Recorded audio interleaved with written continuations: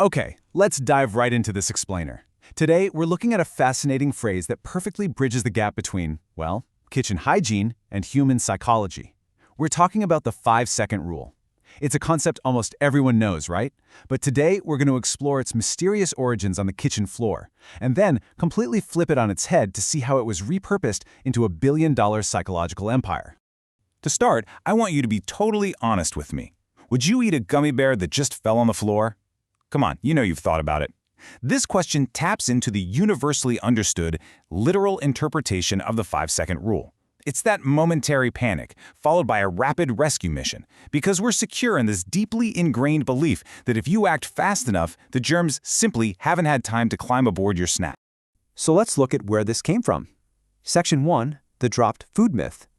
As a society, we desperately try to justify eating dropped food with these grand historical legends. We love to blame the rule's origin on the fearsome Mongol conqueror Genghis Khan, the idea being his power was so absolute he decreed dropped food safe for as long as he said so. Or, we look to the legendary television chef Julia Child, who supposedly claimed dropped food was perfectly fine if you were cooking alone.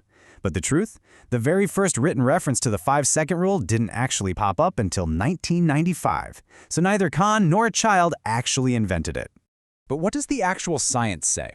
Well, a high school intern named Jillian Clark actually tested this with gummy bears on rough versus smooth tiles at the University of Illinois. And more conclusively, a 2014 study from Aston University confirmed that nope, bacteria transfers to your food the literal millisecond it hits the ground. Germs do not wait for a timer. However, they did find that contamination gets significantly worse after 3 to 30 seconds of contact. So the absolutely crucial point here, as Professor Anthony Hilton summarizes perfectly, is that picking up your food quickly does minimize the total bacterial load, but you're still taking a microscopic gamble. It's really a game of risk mitigation, not some magical invisible shield of immunity. But here's where things take a wild turn. Recently, this literal 5-second ticking clock has fueled an incredible metaphorical pivot. We're now taking the concept of a 5-second countdown and applying it directly to our own minds. Which brings us to Section 2, the motivational countdown. This is a completely different 5-second rule, popularized by motivational speaker Mel Robbins as a way to overcome a severe personal rock bottom. According to her origin story, back in 2008, Robbins was facing immense financial distress. We're talking about $800,000 in debt. She was unemployed, drinking too much, and completely unable to force herself out of bed. Then she saw a TV commercial featuring a rocket launch and decided right then and there to use a NASA-style countdown to literally launch herself out of bed the very next morning. And the methodology is incredibly simple. Step 1, you feel the impulse to act on a goal. Step 2, you count backward. 5, 4, 3, 2, 1. And step 3, you physically springboard into action on 1. She realized that by counting backward, you can actually bypass the brain's natural biological tendency to kill a positive impulse. It's essentially a mental trick to hack your own hesitation. So why does this work? Let's dive into Section 3, the science of hesitation. To understand why this incredibly simple countdown is so effective for so many people, we have to look at the psychology behind it. Clinical psychologists, like Australian expert Dr. Tess Crawley, actually praise the rule as a prime, totally accessible example of behavioral activation. This is all about taking action before your inner monkeys start making excuses. It deliberately interrupts your fear-based mental chatter so you can act, even if you really don't feel like it. Let's look under the hood neurologically. Counting backward requires focus, which distracts your basal ganglia. That's the part of your brain where your bad habits, your self-doubt, and your hesitation live. The countdown essentially awakens your prefrontal cortex, the part of the brain responsible for conscious, deliberate action. And that gives you the exact activation energy required to actually move. People around the world use this exact method to bypass their fears. We're talking about everyday courage here. Forcing yourself to go to the gym, finding the voice to speak up in a daunting work meeting, bypassing the donut for an apple, or deliberately halting the spiraling cycle of anxiety. The second you hesitate, you count down and you move. But it's not all sunshine and rainbows. Let's look at the other side of the coin in Section 4, the guru controversy. As Robbins built a massive, highly lucrative empire on this concept, a fierce wave of internet criticism emerged regarding her background. And to provide a full picture in this explainer, we have to impartially report on these criticisms. Critics frequently point to a pretty confusing timeline.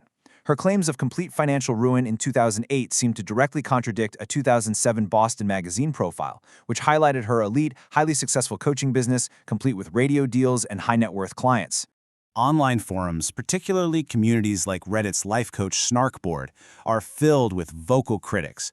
Many accuse Robbins of being a grifter who utilizes neuro-linguistic programming to aggressively sell repackaged, unoriginal concepts to a vulnerable audience, basically wrapping common-sense advice in the shiny packaging of a breakthrough theory. And this specific accusation of repackaging really blew up recently.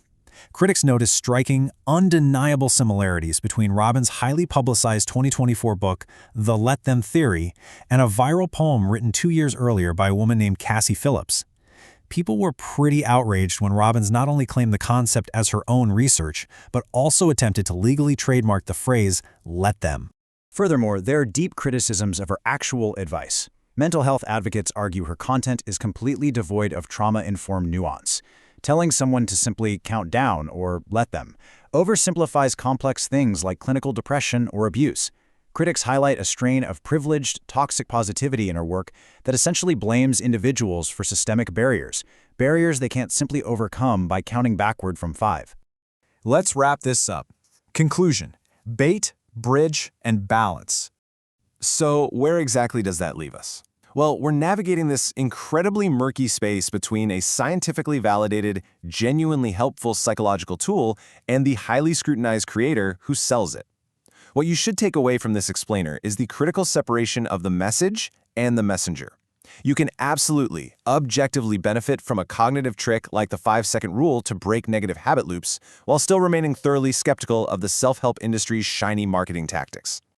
Ultimately, I'm going to leave you with this final thought to ponder. If counting to 5 actually gets you out of bed when you are depressed or gives you the courage to change your life, does it really matter where the rule came from or who is profiting off the book sales? It's a fascinating question about the mechanics of self-help, and I hope this explainer gave you the structured insight you need to decide for yourself.